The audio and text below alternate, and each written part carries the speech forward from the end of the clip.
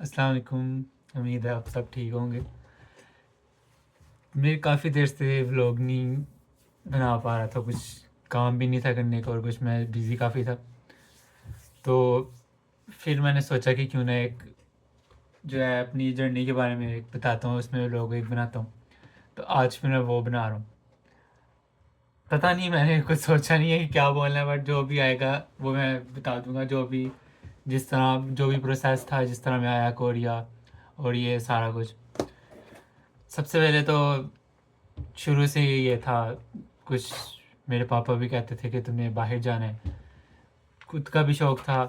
तो शुरू से यही था कि भाई मैंने सेकंड ईयर करने के बाद जो है निकल जाना है, किसी भी आउट ऑफ कंट्री चले जाना है, फॉरेन कंट्री। तो फिर काफ़ी जब मैंने सेकंड ईयर की तो फिर मैंने सोचा कि अब कहाँ पे जाना चाहिए मुझे। पहले तो मुझे कुछ समझ नहीं आई। सबसे पहले मैंने इटली का सोचा कि इटली जाते हैं। इटली के बारे में मैंने सारी रिसर्च की और काफ़ी हद तक रिसर्च कर ली। पहले मेरा इरादा था, एक एफएससी की थी मैंने, एफएससी प्री मेडिकल, यानी मैंने मेडिकल किया था। फिर तो मैं ज़ाहिर बात है मेडिकल की फ़ील्ड के लिए सर्च कर रहा था, तो इटली के बारे में किया। फिर मुझे आइडिया हुआ कि वहाँ पे स्कॉलरशिप अच्छी लगती है, लेकिन फिर वीज़ा के कुछ इश्यूज़ चल रहे थे। वीज़ा अपॉइंटमेंट्स नहीं थी मिलती और लोगों को 2-2 3-3 साल हो गए थे, उनका इटली का कुछ बन ही नहीं रहा था। तो फिर मैंने सोचा कि क्यों लाइक एक जगह पे पैसे लगाऊं, तो वहाँ पे फिर पैसे ज़ाया जाए, मेरा वीज़ा ही ना लगे। फिर मैंने सोचा यूएस का। यूएस के लिए लैंग्वेज टेस्ट रिक्वायर्ड था, बस तो कोरिया के लिए भी था, सॉरी इटली के लिए भी था। बट फिर मैंने जो वहाँ पे डुओलिंगो चल जाता है यूएस में, तो मैंने सोचा डुओलिंगो का मैं करता हूँ। डुओलिंगो के लिए मैंने कुछ दिन प्रैक्टिस की, लाइक 2 से 3 दिन, और फिर मैंने उसका टेस्ट देने लगा। और जब मैंने उसका टेस्ट दिया तो I don't know why, but वो उन्होंने मेरे अकाउंट ब्लॉक कर दिया। और उसके बाद मेरा यूएस का प्लान उस टाइम पे कैंसिल हो गया। मैं फर्स्ट ईयर कर रहा था, आई थिंक सेकंड ईयर कर रहा था, और मेरी ख़त्म होने से पहले मैंने अप्लाई करना था, जब मेरी सेकंड ईयर ख़त्म हुई थी और रिज़ल्ट आने से पहले। ये होप सर्टिफिकेट पे हो जाता है आपका, अगर आप लोगों को आइडिया हो। नहीं तो मैं बता देता हूँ कि जब आप सेकंड ईयर कंप्लीट हो जाती है और आपका रिज़ल्ट आने वाला है और आप सोच रहे हो कि अप्लाई करो, तो होप सर्टिफिकेट एक आप बनवाते हो अपनी यूनिवर्सिटी से। उसमें आप बताते हो कि सॉरी कॉलेज से, उसमें आप बताते हो कि जो फर्स्ट ईयर में इतने नंबर थे और होप है कि लाइक स्टूडेंट का आगे आ जाएगा, इतने नंबर आ जाएंगे, और ये लाइक काफ़ी टैलेंटेड था या पढ़ने वाला था, जो भी ये चीज़ें और ये सब कुछ। और फिर आप अप्लाई करते हो, इसमें चांसेस बहुत कम होते हैं, लेकिन आप कर सकते हो। फिर सेकेंड यूएस का मेरा प्लान उस टाइम पे कैंसिल होगा कि मैंने कहा चलो अब ये इनटेक तो गुजर गया मेरा, तो नेक्स्ट इनटेक के लिए अप्लाई करूँगा और मैं जो है उस पर फिर आइल्स करूँगा। तो मैंने सोचा क्यों ना आइल्स के साथ साथ कोई कोर्स किया जाए। और फिर मैंने उस टाइम पे सोचा, लाइक मेरे कुछ एफएससी में नंबर भी कम आए, तो और कुछ मैं काफ़ी लाइक बेजार हो गया था इस फील्ड से। तो और कुछ इतना लंबा ड्यूरेशन, लाइक 6 साल आप पहले करो, अपनी जो है एमबीबीएस करो, एमबीबीएस करने के बाद कोई फ़ायदा नहीं, फिर लाइक जब तक कि आप आगे उसकी और भी स्टडीज़ ना करो, स्पेशलाइजेशन ना करो, तो काफ़ी लंबा प्रोसेस जाना था और मुझे इतना वेट भी नहीं कर सकता मैं। तो मैंने और कुछ मैं काफ़ी देर से तंग आ गया था। मुझे यूँ लग रहा था कि लाइक मैं हर बंदा हर फील्ड के लिए होता, हर बंदा हर फील्ड के लिए नहीं होता। तो मैंने सोचा शायद मैं नहीं हूँ मैं इस फील्ड के लिए, और मुझे ऐसा फील आ रहा था। तो फिर मैंने सोचा, और फिर मैंने काफ़ी सोचने के बाद सीएस फील्ड में आने का सोचा।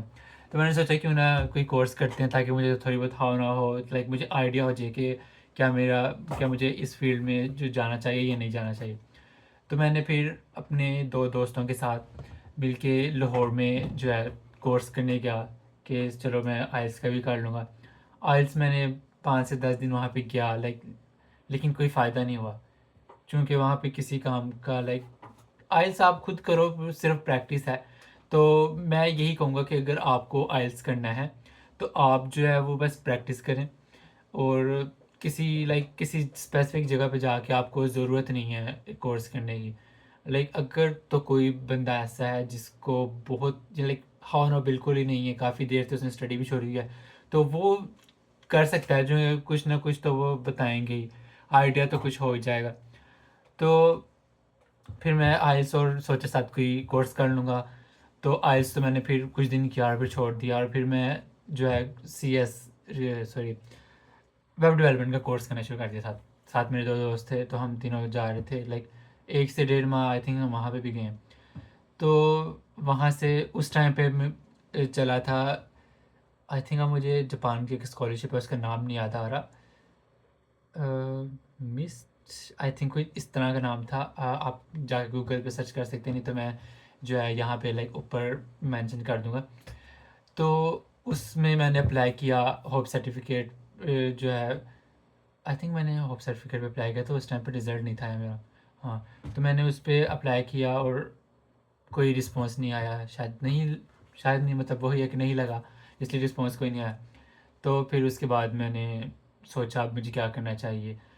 और उस टाइम पे यूएस के साथ भी इशू हो गया कि वहाँ पे भी वीज़ा नहीं थे लग रहे, काफ़ी रिजेक्ट हो रहे थे। एक टाइम पे वीज़ा रेशो काफ़ी हाई थे, और वो उस टाइम पे आके बहुत ही ज़्यादा लो हो गए। फिर मैंने लाहौर से वापस आया, 2 ढाई माह या 3 माह के बाद आके आइल्स का किया। अब फिर लाइक आई वाज कंफ्यूज कि मुझे क्या करना चाहिए।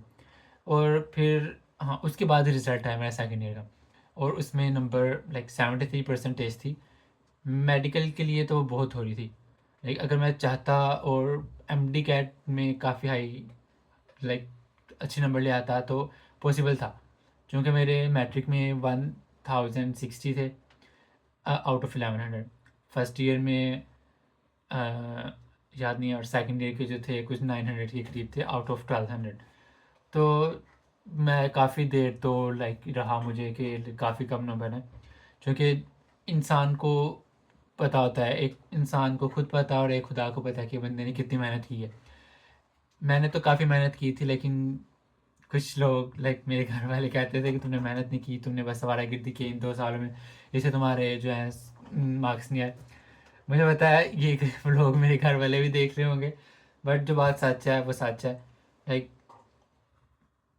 उन्होंने लाइक यही कहा एंड तक कि तुमने मेहनत नहीं की, लेकिन मेहनत तो बंदे को पता है कि उसने कितनी मेहनत की है। तो खैर ये फेज़ गुजरता है, और फिर मैंने कोरिया का प्लान बनाया, क्योंकि यूएस में भी इशू थे, इटली के भी इशू थे, और ऑस्ट्रेलिया मुझे पसंद नहीं, ना यूके पसंद। तो और जो दूसरे यूरोप कंट्रीज़ थे उनमें जाने के लिए काफ़ी लाइक मुश्किल थी। लाइक जर्मनी के लिए मुझे 13 ईयर की एजुकेशन चाहिए थी, क्योंकि हमारे यहाँ पे 12 साल की होती है, 12 यानी होते हैं 12 करते हैं। तो वहाँ पे 13 होते हैं, लाइक हमारी एफ एस सी जो इंटर होता है वो 12 तक होती है क्लासेस, फिर उसके बाद यूनिवर्सिटी, वो 13 साल की होती है वहाँ पर, उसके बाद यूनिवर्सिटी।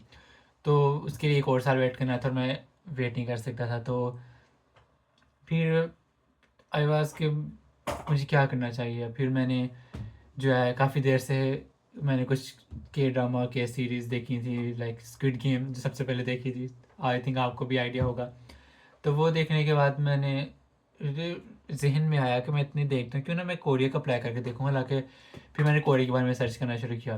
फिर मुझे पता चला कि कोरिया की एजुकेशन जो है वो सेकंड नंबर पे आती है, और लाइक वो हर चीज़ में इस टाइम पे लाइक टॉप पे है, कोरिया राज कर रहा है हर चीज़ में।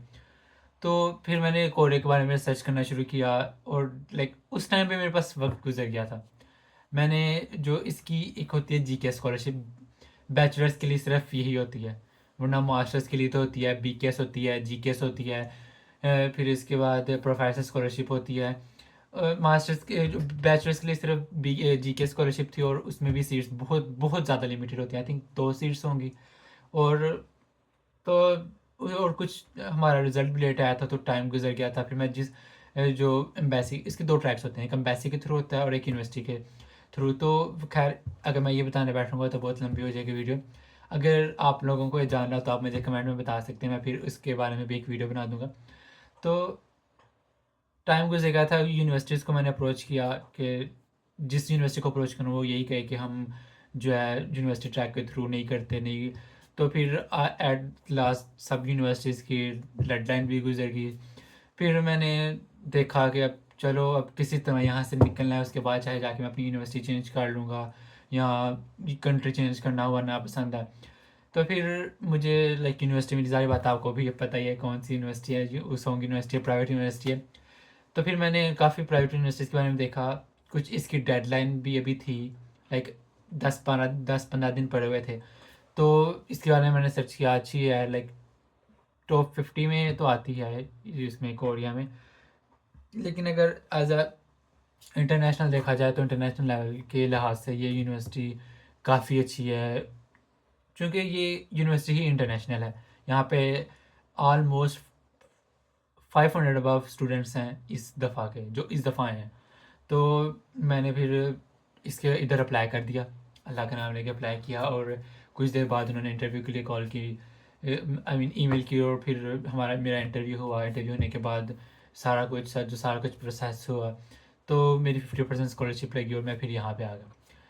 तो और जो था इसमें फिर यह है कि अब मैं और भी काफ़ी कुछ है बताने के लिए, लेकिन अगर मैं सब कुछ बताने बैठूँगा तो काफ़ी गुजर जाएगा। तो दूसरी बात मैं ये ज़रूर कहूँगा कि हर बंदा सोचता है कि लाइक बाहर वहाँ पे बैठ के कि मैं बाहर जाऊँगा, मैं ये करूँगा, मैं वो करूँगा, मैं तो ऐसे कर लूँगा, मैं वैसे कर लूँगा। नो डाउट कोरिया बहुत अच्छा कंट्री है, बट ये अगर किसी को बैचलर्स के लिए आना है तो वो ये ज़रूर सोच के आए कि यहाँ पे बैचलर्स के लिए, ख़ास तौर पर स्टूडेंट्स के लिए, जो फैसिलिटीज़ जो हैं, लाइक अपॉर्चुनिटीज़ जो हैं वो कम है, क्योंकि वो अपने जो स्टूडेंट्स हैं उनको प्रेफर करते हैं। कुछ अगर तो आपको कोरियन लैंग्वेज आती है तो फिर तो आपके लिए आप कह सकते हो कि अपॉर्चुनिटीज़ कोरियंस के बराबर ही हैं। क्योंकि आपने अगर आप किसी रेस्टोरेंट में काम करते हो, आपको कोरियन ही नहीं आती, आप कस्टमर डील नहीं कर सकते, तो उसकी निस्बत उस बंदे को प्रेफर करेंगे जिसको कोरियन लैंग्वेज आती है यहाँ पे। तो यही है कि अगर किसी को आना है तो कोरियन लैंग्वेज ज़रूर सीख के आए, क्योंकि यहाँ पे बहुत इंपॉर्टेंस है कोरियन लैंग्वेज की। यूनिवर्सिटी में तो चलो ये था कि इंटरनेशनल यूनिवर्सिटी है, हर बंदा इंग्लिश बोल लेता है, तो चलो यूनिवर्सिटी में चल लेता है, लेकिन बाहर निकल के आपको इस चीज़ का आइडिया होता है कि हाँ कोरियन लैंग्वेज कितनी इंपॉर्टेंट थी। और फिर ये सब कुछ करने के बाद जो है, और मैं आपको इसमें क्या बताऊँ, क्योंकि अगर कोई भी टॉपिक शुरू करने का वो काफ़ी लंबी वीडियो चली जाएगी। तो और कुछ यही चीज़ें कि अगर आप आते हो तो आपको आके काफ़ी मुश्किलात का सामना करना पड़ेगा। ज़ाहिर बात है, आप एक अलग कंट्री है, वहाँ पे आप किसी को जानते नहीं हो और ना कुछ, अगर जानते कोई है भी जानने वाला है, बट मैं फिर भी यही रिकमेंड करूँगा कि आप जब भी आएँ उसके बारे में अच्छे से रिसर्च करें, अपनी यूनिवर्सिटी के बारे में रिसर्च करें, हर चीज़ के बारे में कि आपने वहाँ पर कैसे सर्वाइव करना है, कैसी लाइफ है, A to Z हर चीज़ के बारे में रिसर्च करें, फिर अपनी कंट्री से निकलें। और जिस तरह ये व्लॉग में दिखाते हैं सब यूट्यूबर्स अपने कि लाइक वो सिर्फ वो पार्ट दिखाते हैं जिसमें वो इंजॉय कर रहे हैं, क्योंकि अपना जो लाइफ का सैड पार्ट होता है वो कोई भी नहीं दिखाता। लाइक अब आपके सामने मैंने जब भी कोई, जाहिर बात है मैं भी ऐसे ही करता हूँ, लाइक जो भी लोग आते हैं उसमें, यहाँ तक कहीं पे यूनिवर्सिटी में कोई फेस्टिवल है या फिर मैं कहीं पे जा रहा हूँ शॉपिंग करने, तो उसके पीछे काफ़ी और भी बंदे को स्ट्रगल्स करनी पड़ती हैं। तो जो मेन चीज़ यही है कि अगर आप आओ तो आप ये चीज़ ज़रूर ज़हन में रखो कि आपको आके बहुत स्ट्रगल करनी पड़ेगी। हाँ, अगर तो आपको कोरियन लैंग्वेज सीख के आप आते हो, आपको आती है, तो फिर आपको जो स्ट्रगल है उस बंदे की निस्बत कम करनी पड़ेगी जिसको कोरियन लैंग्वेज नहीं आती। स्ट्रगल फिर भी होगी, क्योंकि आप एक ऐसी जगह पे है जिसको आप जानते नहीं हो। ये भी नहीं कि आप किसी और अपने ही कंट्री किसी और शहर में भी नहीं, आप एक और अलग कंट्री में आए हो, किसी और अलग दुनिया में, 4,000 5,000 10,000 किलोमीटर दूर आप एक जगह पे आए हो, आप वहाँ पे किसी को भी नहीं जानते, वहाँ पे वापसी का रास्ता नहीं है आपके पास। तो अपना जो है लाइक हर चीज़ से के लिए अपने आप को प्रिपेयर करके निकलें कि आपको सब कुछ करना पड़ेगा यहाँ पे आके। जब आपको खुद खाना बनाना पड़ेगा, आपको हर काम करना पड़ेगा, फिर आपको इस चीज़ का आइडिया हो जाएगा। तो अगर तो आप पहले ही प्रिपेयर करके आओगे तो काफ़ी अच्छा होगा अपने आप को। और ज़ाहिर बात है मैं भी यहाँ पे आके स्ट्रगल कर रहा हूँ।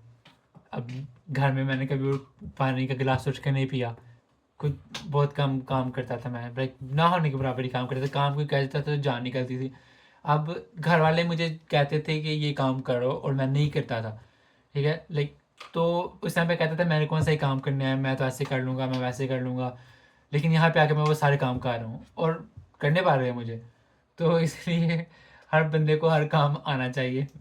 ये आपको भी समझ आ जाएगी कुछ देर में, अगर आप ये इस बात पे अमल करेंगे अपने पेरेंट्स की बात पे, तो आपको भी समझ आ जाएगी कि कितना इम्पोर्टेंट है। आपको हर काम आना चाहिए, चाहे हालात जिस तरह के भी हैं, अच्छे हैं बुरे हैं, आपको एटलीस्ट एक चीज़ आती है तो बाय चांस अगर कभी कोई मुश्किल वक्त आता है तो आपको उससे निकलने में आसानी होगी। तो अगर इसके अलावा आप किसी और चीज़ के बारे में जानना चाहते हैं तो आप कमेंट में बता सकते हैं, मैं उस तरह करूँगा। और मुझे फ़िलहाल कुछ समझ नहीं आ रहा कि लाइक कैसा मैं और क्या व्लॉग मैं बनाऊँ, कुछ करने को ही नहीं है। यूनिवर्सिटी में तो था, कोई फेस्टिवल आ गया, कभी कहीं चले गए, तो इस टाइम पे कुछ नहीं है। तो आप मुझे कमेंट्स में बताएं मुझे नेक्स्ट व्लॉग कैसा बनाना चाहिए। वैसे मैं सोच रहा हूँ मे बी नेक्स्ट वीक मैं बुसान जाऊँ घूमने के लिए, 2 दिन के लिए जाऊँगा। तो अगर तो मैं गया तो मैं उसका व्लॉग नेक्स्ट वीक या उससे अगले वीक जब भी गया तो वो फिर मैं बनाऊँगा और वो भी अपलोड कर दूँगा। सो आज के लिए इतना काफ़ी है। बाकी अगर आपको जानना हुआ तो मैं आपको आगे और वीडियोस में, व्लॉग्स में आपको और भी चीज़ें बता दूंगा, गाइड कर दूंगा जिस तरह आपको चाहिए गाइडेंस। और अगर आप कहेंगे तो मैं आपको कंसल्टेंट के बारे में भी बता दूंगा। एक कंसल्टेंट है, लाइक उनका एक ऑफिस नहीं है बाकायदा तौर पर, बट ये है कि वो कंसल्टेंसी करते हैं, उन्होंने भी स्टार्ट ही किया है। तो फिर आप उनके थ्रू जो मैं आप नंबर दे दूँगा तो आप फिर उनसे कनेक्ट कर लीजिएगा। तो आज के लिए इतना काफ़ी है, फिर मिलते हैं। अल्लाह हाफिज़।